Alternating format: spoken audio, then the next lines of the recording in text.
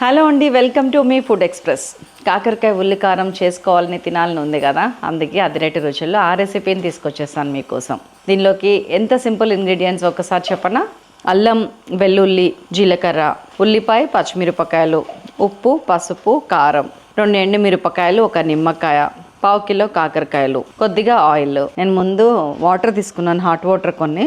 దాంట్లో కొంచెం ఉప్పు, కొంచెం పసుపు వేసాను. జస్ట్ నామకే వాస్తే, ఇది మీకు కౌంట్ ఏం కాదు, ఇంత ఉప్పు వేయాలి ఇంత అని. జస్ట్ లిటిల్ ఉప్పు, లిటిల్ పసుపు వేయండి. నీళ్ళు మసులుతుంటే ఇదిగోండి కాకరకాయలని కడిగిన తర్వాత ఇట్లాగా ఈ సైజు ముక్కలు 1 ఇంచ్ ముక్కలు కట్ చేసుకోండి. నీళ్ళల్లో వదిలిపెట్టేసేయండి. అవి కుత ఒక 4-5 నిమిషాల పాటు ఉడకనివ్వండి. అప్పుడు మీకు ఏం చేయాలో చెప్తాను. సో ఈ ఉడికేలోపు మనం ఒక పేస్ట్ చేసుకొని వద్దాం.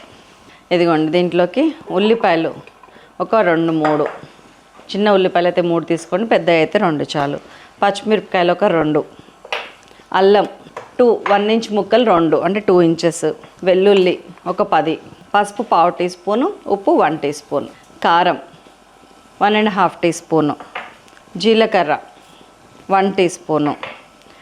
ఇంకోండి దీంట్లోకి నానబెట్టిన ఎండుమిర్చి కూడా ఇందులో వేసేసాను. దీంతో ఎక్స్ట్రా టేస్ట్ వస్తుందండి, నిజంగా నెక్స్ట్ లెవెల్ ఉంటుంది.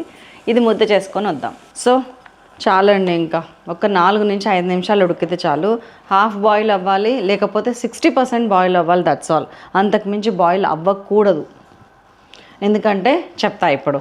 దీన్ని వాష్ చేసి కొంచెం చన్నీళ్ళతో తడిపేసి తీసుకొస్తాను, సో దట్ మనం పిసుకోవచ్చు. ఇదిగోండి వాష్ చేశాను, కడిగేసాను. దీన్ని ఇట్లా పిసికేయాలి, వాటర్ ఇందులోంచి లైట్గా ఇట్లా పిండేస్తే ఏమొస్తుందండి? ఏం రాదండి. కావాల్సినవి అన్నీ ఇందులోనే ఉన్నాయి. తొక్క ఉంది, మధ్యలో గింజ ఉంది, పల్పు ఉంది, అంతా ఉంది. చేదు ఏమన్నా కొంచెం పోతే తప్పితే అందులో పెద్ద పోయేది ఏం లేదు. సో ఇది ఇలాగే తీసుకోండి. కొంచెమే ఆయిల్, పెద్దగా అవసరం లేదు. జస్ట్ కాకరకాయలు వేగాలి మనకు, అంతే. ఉల్లిపాయ అన్నీ ఆటోమేటిక్గా వేగిపోతాయి. ఇదిగోండి జస్ట్ 2 ఎండుమిరపకాయలు, కొంచెం కరివేపాకు, అండ్ దెన్ మనం ఉడకబెట్టుకున్న హాఫ్ బాయిల్ చేసిన కాకరకాయలు. కొంచెం పసుపు చల్లుతున్న, తొందరగా వేగుతుంది. ఎప్పుడన్నా ఏదైనా బాగా వేగాలనుకున్నప్పుడు పసుపు, ఉప్పు వేయండి స్టార్టింగ్. ఒక 3 to 4 మినిట్స్ అండి, medium flame and high flame మీద మంచిగా ఇట్లా ఫ్రై అయింది. ఇది చాలు నాకు. ఇప్పుడు మనం నూరు పెట్టుకున్న పేస్ట్ ఉంది కదా, ఇది వేసేస్తున్నాను.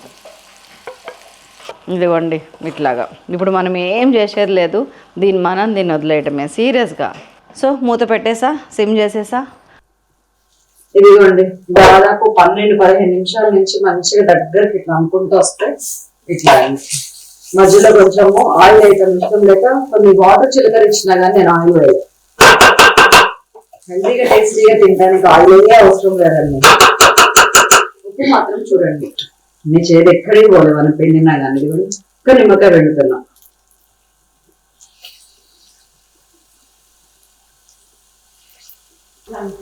సో కొత్తిమీర వేసేస్తున్నాను.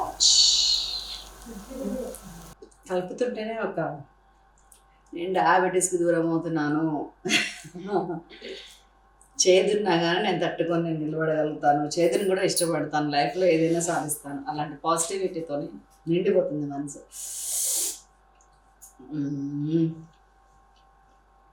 చాలా టేస్టీగా ఉంది. ఏంటి ఆలస్యం, వెంటనే చేసేయండి. కూర మాత్రం నెక్స్ట్ లెవెల్ అండి. Please don't miss it. Bye bye.